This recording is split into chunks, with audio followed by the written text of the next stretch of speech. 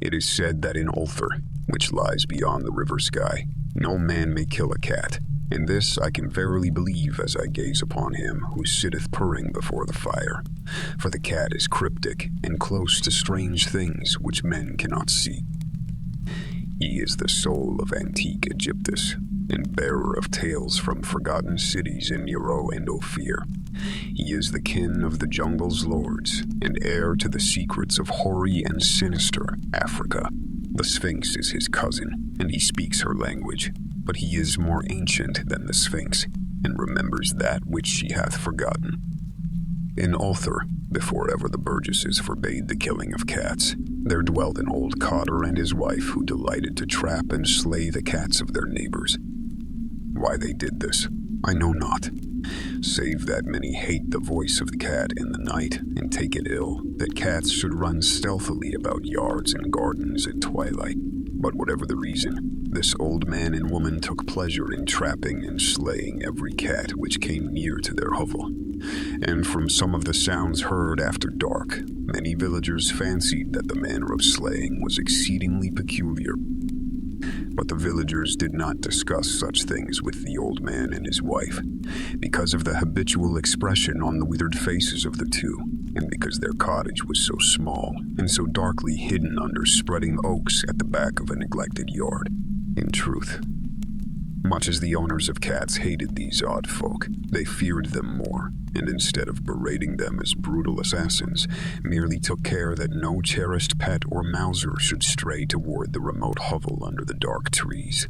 When through some unavoidable oversight, a cat was missed and sounds heard after dark, the looter would lament impotently, or console himself by thanking fate that it was not one of his children who had thus vanished.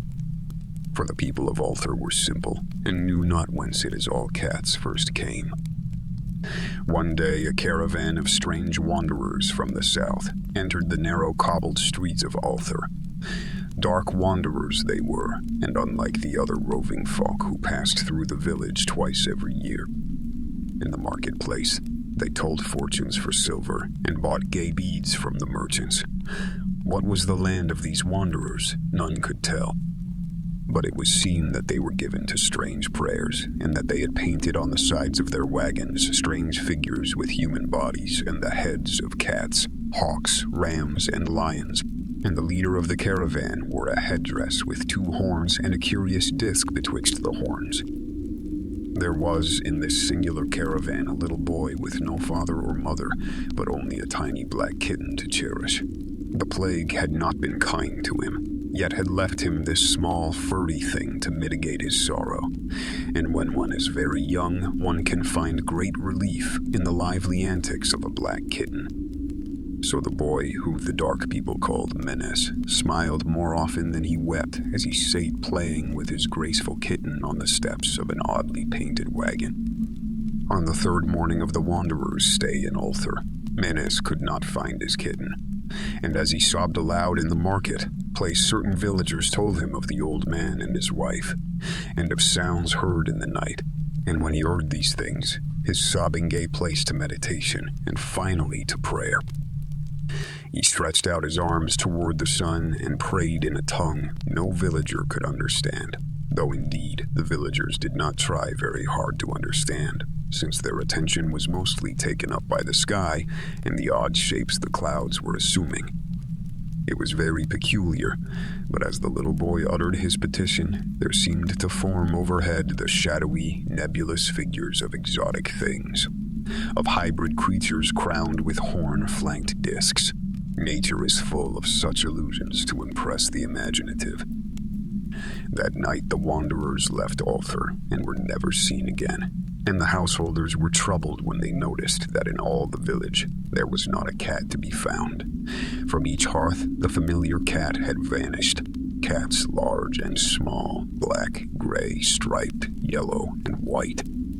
Old Cranon, the burgomaster, swore that the dark folk had taken the cats away in revenge for the killing of Menace's kitten, and cursed the caravan and the little boy. But Neath, the lean notary, declared that the old cotter and his wife were more likely persons to suspect, for their hatred of cats was notorious and increasingly bold. Still, no one durst complain to the sinister couple, even when little Atoll, the innkeeper's son, vowed that he had at twilight seen all the cats of Ulthar in that accursed yard under the trees, pacing very slowly and solemnly in a circle around the cottage, two abreast, as if in performance of some unheard of rite of beasts. The villagers did not know how much to believe from so small a boy, and though they feared that the evil pair had charmed the cats to their death, they preferred not to chide the old cotter till they met him outside his dark and repellent yard. So Ulthar went to sleep in vain anger, and when the people awaked at dawn, behold, every cat was back at his accustomed hearth, large and small, black, gray, striped, yellow, and white. None was missing. Very sleek and fat did the cats appear, and sonorous with purring content. The citizens talked with one another of the affair, and marveled not a little. Old Cranen again insisted that it was the dark folk who had taken them, since cats did not return alive from the cottage of the ancient man and his wife.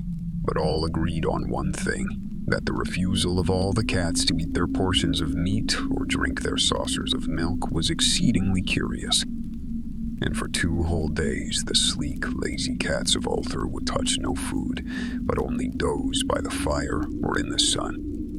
It was fully a week before the villagers noticed that no lights were appearing at dusk in the windows of the cottage under the trees.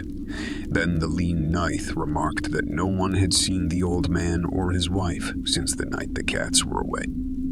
In another week, the burgomaster decided to overcome his fears and call at the strangely silent dwelling as a matter of duty, though in so doing he was careful to take with him Shang the blacksmith and Thol the cutter of stone as witnesses. And when they had broken down the frail door, they found only this: 2 cleanly picked human skeletons on the earthen floor, and a number of singular beetles crawling in the shadowy corners. There was subsequently much talk among the burgesses of Ulthar. Zath, the coroner, disputed at length with Neith, the lean notary, and Cranen and Shang and Thol were overwhelmed with questions. Even little Adol, the innkeeper's son, was closely questioned and given a sweetmeat as reward.